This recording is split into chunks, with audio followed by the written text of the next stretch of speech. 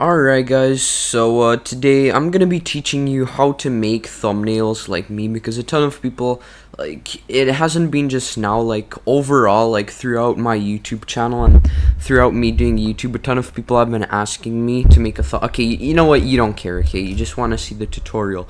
So pretty much, I use paint.net and 720 by 1280 by 720, I mean, that's the thumbnail size that's recommended.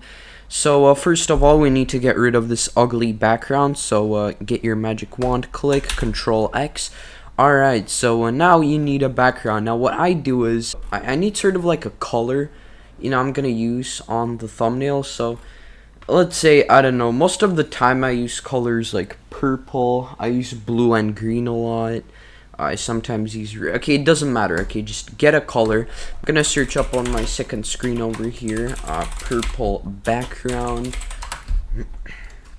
Alright, get something that's purple. Right, the background really doesn't matter because for my thumbnails you can't really see the background, right? So here, boom, so now you have the background. I give it a Gaussian blur. Alright, that's pretty good. Then you add a new layer that's gonna be black. And turn, yeah, alright, that's pretty good. Alright, change the opacity. Now, for what I do first is I make my thumbnail border first. So pretty much I duplicate the background layer and sandwich the black layer between the two background layers that were duplicated, and then I get this rectangle select, and I pretty much select the part that won't be a part of the thumbnail border. I make my thumbnail borders thin since I don't really want it to take up much space. And then add a drop shadow. This is a plugin, by the way. And then you turn up the saturation of this thumbnail border so it looks more different and more unique. Now, make a text layer, put it below the border. The border layer will always be on top. I use the font called Big Noodle Tilting. Another font that's good is the let me find it, the Go Bold font, but I mostly like Big Noodle Tilting. I use it for all of my thumbnails basically.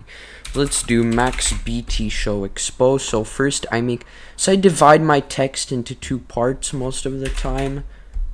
I'm saying, because I don't think I ever, actually not all the time, I don't think there's ever been a thumbnail where okay, it doesn't matter. So now what I do is,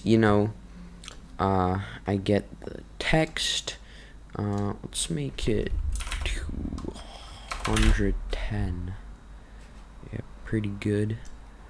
Alright, now add a drop shadow. So what I do with my drop shadows is I add a black drop shadow, and then I add a white one. There we go. Yep, pretty good. Now then I have this plugin called Oblique. It's pretty much just bend the text, right? Right, make it a bit smaller and taller. Just checking Discord. Alright, so then you're gonna do exposed. Now this text doesn't have a gradient, but I'm gonna add one here. So pretty much you just hold Control, get your magic wand tool, and okay, couldn't find my cursor for a sec. And then get like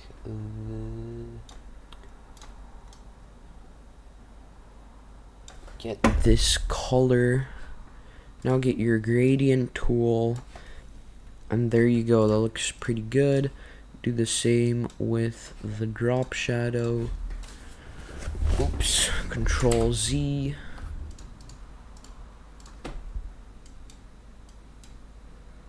Oops, okay, white. And alright, I mean, that's pretty good. Alright, so that's a pretty good looking text, I'd say. Then you need to get a character or an image. I already have mine here. This isn't a tutorial on how to crop. Cropping in Paint.net is trash. I use Photoshop to crop. Pretty much get your character right, and so you can see the text. I usually put my character behind the text. Sorry if there's any background audio, it's really windy. Then I add this like little text shadow, so you duplicate the text, you put it under, and then you hold the down arrow key, and then boom, and you make this completely dark, just black. Yep, pretty good. And then you add a like sort of blur, like, beneath the layer. So I duplicate my Maxbtshow thing, put it under, and I add a motion blur. Yup. And wait, duplicate. Merge. Shit. Merge that. Then put this. Duplicate that. Put this behind this. Then you pretty much put the. So you remember when I said that the background doesn't matter? Well, yeah, this is why it doesn't matter. And I usually add a bit of a motion blur on the text as well. So now the thumbnail looks really good in my opinion, but it still looks kind of bland. So what I do is I search a purple color, and alright, this is pretty good, and I put it on the top layer, like above everything, right? Then you go to this little wrench here and do overlay, and look how good that looks. That is a good looking thumbnail. So I hope you guys enjoyed.